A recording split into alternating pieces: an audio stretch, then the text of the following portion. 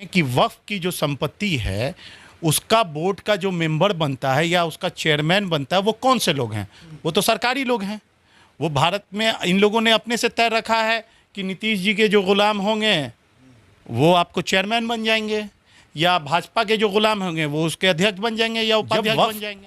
किसी चीज़ों को मैंने दान दे दिया अल्लाह के नाम पे, वो अल्लाह की संपत्ति हो गई, और उस संपत्ति से जो धन अर्जित किया जाएगा वो फलाह बहबूद के लिए। मुसलमानों की इतने हितैषी है, मुसलमानों से इनको इतनी मोहब्बत है, तो क्यों नहीं आरक्षण दे रहे हैं मुसलमानों? अल्पसंख्यक समुदाय के लोगों को गैस चैम्बर बनाया था और गैस चैम्बर में सारे के सारे मुसलमानों अल्पसंख्यकों को ले जाके डाल दिया था और गैस चैम्बर में मार दिया था। उसी तरह से इस तरह की बिल को लाके मुसलमानों को ले जाके उस गैस चैम्बर में डाल के मारने की। नीतीश कुमार जैसे सांप अपना वक्त पे केचुअल बदल देता है, तो सुविधा के अनुसार वो अपनी राजनीति को सेट करते हैं। BA, BCom, BSc, MA, MCom करें विश्व की सबसे बड़ी यूनिवर्सिटी इग्नू से। सॉल्व असाइनमेंट्स और गाइड बुक्स प्राप्त करें। संपर्क करें Mahakal computers, DAV PG college के पास, पंच मंदिरा मोड़ से दाहिने, Siwan. RS James and jewellers, जहां आपके लिए हॉलमार्क जेवर एक से बढ़कर एक डिजाइनों में उपलब्ध हैं। वहीं लेनी हो गोल्ड, डायमंड या चांदी के जेवर तो आज ही चलें सिर्फ और सिर्फ RS जेम्स एंड ज्वेलर्स। सबसे विश्वसनीय shop, Lal palace, station road, Siwan. Mobile number 9572658649 और 7979869474। अपने बच्चों का भविष्य संवारना चाहते हैं तो आज ही नामांकन कराएं। दुन प्रेप स्कूल सिवान, जहां सैनिक स्कूल, नवोदय विद्यालय, राष्ट्रीय मिलिट्री स्कूल, रामाकृष्णा मिशन विद्यापीठ देवघर, सिमुलतला आवासीय विद्यालय, गुरुकुल कुरुक्षेत्र, CHS वाराणसी आदि उच्च स्तरीय विद्यालयों की प्रवेश परीक्षा की तैयारी कराई जाती है। Doon prep school class nursery to 8, branch 1, आवासीय Kanishk Vihar, opposite government engineering college, Merwa road, Siwan. Mobile number है 8804559811। वहीं दूसरा मोबाइल नंबर है 9229539819। ब्रांच 2, डे स्कॉलर, नई बस्ती, महादेवा, सिवान। Mobile number 7061317540। नमस्कार, ATN लाइव में आपका स्वागत है और मैं कैलाश कश्यप एक नई डिबेट के साथ, एक नई चर्चा के साथ आपके सामने मौजूद हूं। और जैसे कि आप सभी को पता है कि वक्फ बिल जब से सरकार ने पास किया है, खास करके बिहार की राजनीति कुछ ज़्यादा ही गर्म हो गई है। और गर्म होने का सबसे बड़ा कारण ये है कि आने वाले लगभग 5-6 महीने के भीतर विधानसभा के चुनाव होने वाले हैं और उसको लेकर के ये कहा जा रहा है कि बिहार में जिस तरह से वक्फ बिल के खिलाफ मुस्लिम बिरादरी के लोग सड़क पे उतर रहे हैं, जदयू से इस्तीफा दे रहे हैं, इसको लेकर के एक कोहराम सा मचा हुआ है। कुछ दलों को भारी नुकसान हो रहा है तो कुछ दलों को फ़ायदा भी दिख रहा है। लेकिन सबसे बड़ी बात है कि ये वक्फ बिल जो है ये मुसलमानों के हित के लिए लाया गया है या इस पर कोई राजनीति हो रही है। इस पर बातचीत करने के लिए हमारे साथ राजद के युवा नेता महताब जी हैं और हम उनसे बातचीत करेंगे कि महताब जी, जो बिल लाया गया है वक्फ बिल, आपको क्या लगता है कि ये वाकई भारतीय जनता पार्टी ये कह रही है कि भाई ये दबे कुचले जो मुसलमान हैं उनके हित के लिए लाया गया है? कुछ लोग, चंद लोग इस बिल के आड़ में संपत्ति को बेच रहे हैं। आपको क्या लगता है कि ये वाकई ये मुसलमानों के हितैषी हैं या फिर इसके पीछे कोई बड़ी राजनीतिक वजह हो सकती है? बहुत बहुत शुक्रिया ATN न्यूज़ का कि जो अभी जो अहम मुद्दे हैं देश के, उस अहम मुद्दे पे आप चर्चा कर रहे हैं। लेकिन आपने सवाल पूछा है जो कि वह क्या वाकईतन भाजपा मुसलमानों की हितैषी है, जैसे कि उसने बोला जा रहा है। तो सबसे पहली बात कि उनको ये जानने के, या तो वो गुमराह कर रहे हैं, बेवकूफ़ बना रहे हैं, गंजे को कंघी बेच रहे हैं, और वो इस तरह से गुमराह कर रहे हैं कि आप ये जानिए कि वक्फ की जो संपत्ति है उसका बोर्ड का जो मेंबर बनता है या उसका चेयरमैन बनता है वो कौन से लोग हैं? वो तो सरकारी लोग हैं।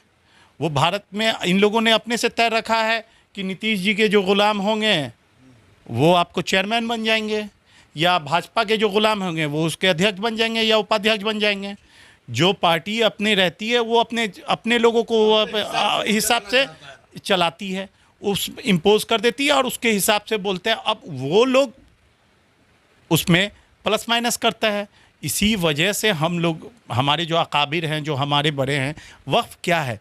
जब वक्फ किसी चीज़ों को मैंने दान दे दिया अल्लाह के नाम पे, वो अल्लाह की संपत्ति हो गई और उस संपत्ति से जो धन अर्जित किया जाएगा वो फलाह और बहबूद के लिए किया जाएगा। तो जो marginalise section of the society है, जो those who are coming from the background marginal family, जिनकी बैकग्राउंड कम है, जिनके पढ़ाई के सुविधाएं नहीं हैं, जिनको गरीब हैं, असहाय, असमर्थ हैं, माइनॉरिटीज़ में, उनकी फलाह और बहबूद के लिए होगा। तो जो ये जो संपत्ति, उसमें से 60% जो चीज़ संपत्ति वो कब्रिस्तान है। उस कब्रिस्तान से हम कैसे धन अर्जित करेंगे? तो ये टोटली जो भाजपा है वो आपको गुमराह कर रही है, गुमराह करके अपने उल्लू को साध रही है। वो असल में वो पोलराइजेशन पॉलिटिक्स कर रही है। मुसलमानों की इतने हितैषी है, मुसलमानों से इनको इतनी मोहब्बत है, तो क्यों नहीं आरक्षण दे रहे हैं मुसलमानों को? मुसलमानों से इतनी ही मोहब्बत है तो क्यों नहीं अब भाजपा अपने पूरी की पूरी जो 543 लोकसभा लड़ी है उसमें से एक मुसलमानों को सीट क्यों नहीं देती है?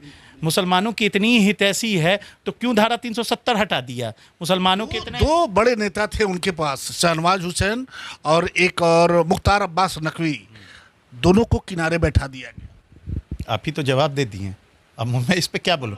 तो यही ये इतनी मोहब्बत करते हैं मुसलमानों से, तो ये शहनवाज हुसैन और मुख्तार अब्बास नकवी क्यों पवेलियन के बाहर हैं? असल में भाजपा जो है, भाजपा अल्पसंख्यकों को जिस तरह से इस बिल के द्वारा इस देश के अल्पसंख्यकों को गाज़ा की तरफ ले जा रही है, मुसलमानों को गाज़ा की तरफ ले जा रही है। जिस तरह से हिटलर अपने मुल्क के अल्पसंख्यक समुदाय के लोगों को गैस चैम्बर बनाया था और गैस चैम्बर में सारे के सारे मुसलमानों अल्पसंख्यकों को ले जाके डाल दिया था और गैस चैम्बर में मार दिया था, उसी तरह से इस तरह की बिल को लाके मुसलमानों को ले जाके उस गैस चैम्बर में डाल के मारने की साजिश की जा रही है। मतलब जी एक सवाल और है कि ये बिल जो आया और नीतीश कुमार जो एक सेकुलर का एक बहुत बड़ा चेहरा माना जाते हैं, लेकिन उन्होंने इस बिल का समर्थन कर दिया। अब सवाल उठता है और उसको लेकर के उनके पार्टी में भगदड़ सी मची हुई है। अब सवाल उठता है कि नीतीश कुमार को, क्या वाकई नीतीश कुमार सेकुलर हैं या सिर्फ उन्हें अपनी कुर्सी प्यारी है? नीतीश कुमार जैसे सांप अपना वक्त पे केचुअल बदल देता है, तो सुविधा के अनुसार वो अपनी राजनीति को सेट करते हैं।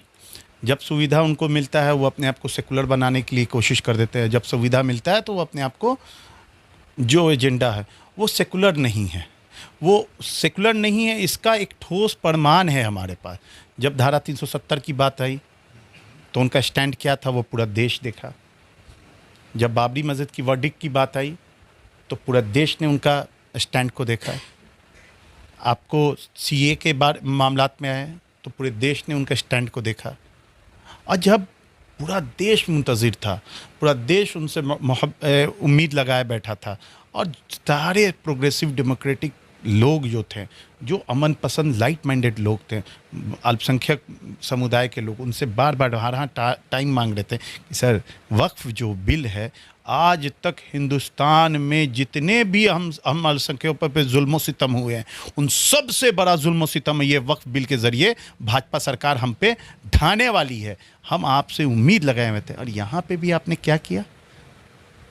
केचुअल की तरह अपना केचुआ बदल के ये कर दिया। मतलब एक आपको याद दिलाएंगे कि 2016 में जब आपके एक बड़े नेता सिवान के पूर्व सांसद मोहम्मद साबरीन साहब भागलपुर जेल से बाहर निकले थे, और जब रास्ते में पत्रकारों ने उनसे बात किया था, अभी जिसकी जिक्र आप कर रहे थे, तो उन्होंने कहा कि नीतीश कुमार को लेकर के जब सवाल पूछा गया तो उन्होंने कहा कि नहीं, वो परिस्थितियों के मुख्यमंत्री हैं। उस समय कही गई बात, क्या आपको नहीं लगता कि आज जो बातें 2016 में कही गई थी वो आज भी नीतीश कुमार को लेकर के सटीक बैठती है?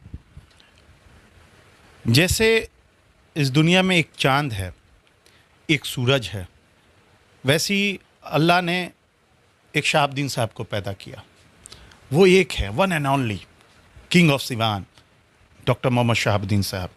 विजनरी व्यक्ति, विजडम से फुल, और उस व्यक्ति का विजन और विजडम से आज भी लोग आने वाले वक्त में भी कायल रहेंगे। आज तो जो उनके विरोधी जो उनके नाम पे बिना उनका चुनाव नहीं होता है, वो भी अब उनकी तारीफ करते हैं। नहीं, मैं वही बोलना चाह रहा हूँ, तो वो व्यक्ति का जो किरदार था, उस व्यक्ति के किरदार का कोई शानी नहीं है, कोई कंपैरिजन नहीं है। जो उन्होंने जो विज़न दिखलाया, जो उन्होंने बोला था कि he is the CM of circumstances, तो वो अपनी बातों पे लब्बैक थे, वो सही थे, हकीकत थे। जब भी ये सर्कमस्टांसेस के परिस्थितियों के मुख्यमंत्री हैं, और ये अब आने वाले इतिहास में जब किताब लिखी जाएगी ना नीतीश कुमार पे, और मेरे को लगता है कि Nitish Kumar go went gone हैं। कैसे आखिरी बहादुर शाह जफ़र जैसे आखिरी मुग़ल शासक थे, वैसे ही इस बार वो आखिरी जदयू के मुख्यमंत्री नज़र आएंगे, और उसके बाद से कभी इस 2025 में तो गो वेंट गॉन हो जाएंगे। तो माननीय पूर्व सांसद मोहम्मद शहाबुद्दीन साहब, हमारे नेता ने जो कहा था, उस कथनी और करनी में ज़रा सा भी फ़र्क नहीं हो गया। उन्होंने जो कह दिया था, वो सीएम ऑफ सर्कमस्टांसेस है, परिस्थितियों के मुख्यमंत्री हैं, वो दिख रहा है लोगों को, और वो सारे लोगों को पता चल गया है। पूरी दुनिया उन्हीं के आपको नहीं लगता कि बीजेपी अपने आगे वो किसी भी दल को उनका समर्थन तो लेती है, लेकिन बहुत ज़्यादा तरजीह नहीं देती? शिवसेना उसका उदाहरण है, और बिहार में नीतीश जी, तो क्या ऐसा नहीं लगता कि वक्फ बिल के लेकर के वो नीतीश को समाप्त भी करना चाहते हैं? देखिए, नीतीश जी समाप्त हो चुके हैं, वो मेंटली अभी बहुत डिसेबल्ड है, और वो उस लायक नहीं है कि वो मुख्यमंत्री बन जाए।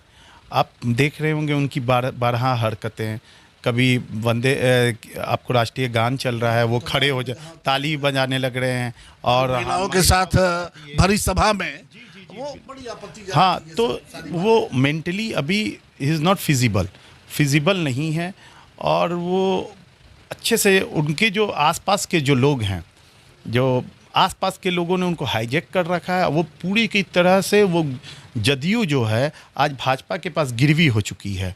हम जो लोग उनसे उम्मीद रखते थे, जो विकास पुरुष के नाम से उनको लोग जानते थे, वो छवि धूमिल हो चुकी है, वो ख़त्म हो चुकी है। मैं बार बार बोल रहा हूँ, ये आखिरी बार मैं बोल रहा हूँ, और ये आप समझ लीजिए, नीतीश कुमार अपने इतिहास के शिलालेखों में कूड़ेदान में फेंके जाएंगे। आपके नेता ने अभी 2 दिन पहले कहा था कि अगर उनकी सरकार, तेजस्वी यादव राजद की सरकार अगर बनी, तो इस बिल को उठा करके कूड़ादान में फेंक देंगे। क्या आने वाले चुनाव में इस वक्फ बिल को लेकर के जो परिस्थितियां बिहार में पैदा हुई हैं, उसका फ़ायदा आपके नेता तेजस्वी यादव को और पार्टी राजद को मिलने जा रहा है? बड़ा अफसोस के साथ आपको ये बात कहना पड़ेगा कि आपको समझने की ज़रूरत है। जब भी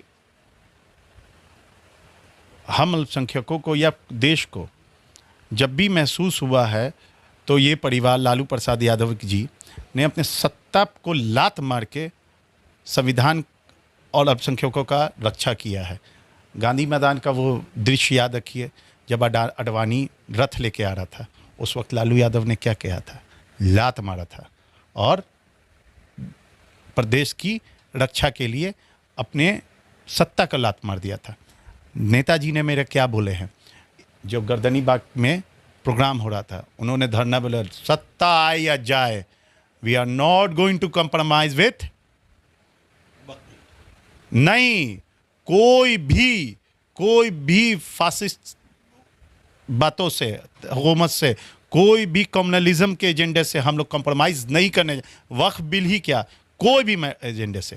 और जब हमारी सरकार आएगी, तो इसमें कोई शक मत रखिएगा, कूड़ेदान में आपको दिखेगा इस बिल को, इंशाल्लाह। में आने वाले दिनों में वक्फ बिल को लेकर के क्या बिहार के मुसलमान सड़क पे उतरेंगे?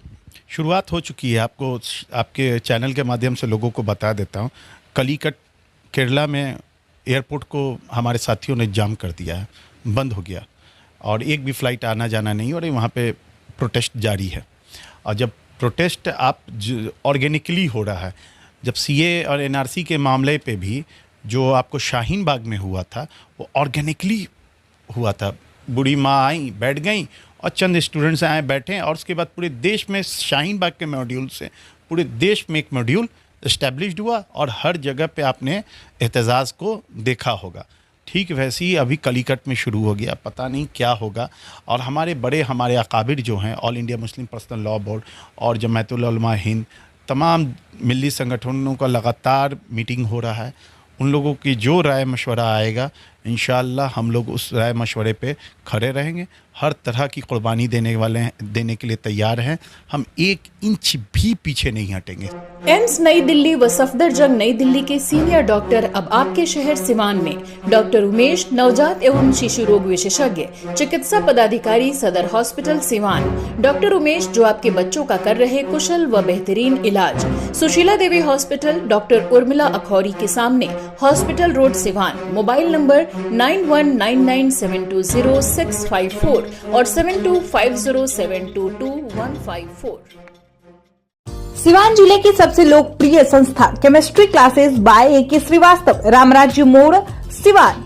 11th, 12th, CUET, JEE, mains व एडवांस, नीट की तैयारी भी कराई जाती है। बिहार बोर्ड इंटरमीडिएट एग्जाम में हर वर्ष बेहतर रिजल्ट देने वाली संस्था, जहां बोर्ड एग्जाम के अलावा कॉम्पिटिटिव एग्जाम को ध्यान में रखते हुए तैयारी कराई जाती है।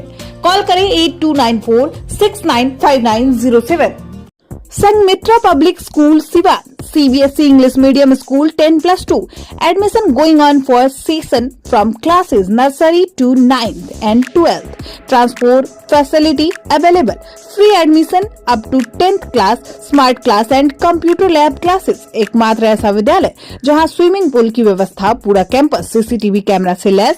बेहतर शिक्षा देनी हो तो आज ही अपने बच्चों का नामांकन कराएं। Sanghamitra public school, government engineering college के सामने, कनिष्क बिहार, मेरवा रोड, सिवान। कॉल करें 9899701920। दूसरा नंबर है 7909025618। फाउंडेशन स्टोन, गांधी मैदान, सिवान। क्लास नर्सरी से 5वीं तक के लिए नामांकन प्रारंभ। कंप्यूटर लैब, खेलकूद के लिए खुला मैदान, शुद्ध पानी, पूरा कैंपस CCTV से लैस। स्मार्ट क्लास की सुविधा उपलब्ध। आज ही नामांकन कराएं। फाउंडेशन स्टोन, गांधी मैदान, सिवान। निदेशक प्रभात चंद्रा, प्राचार्य नीलम राय। कॉल करें 7667967463।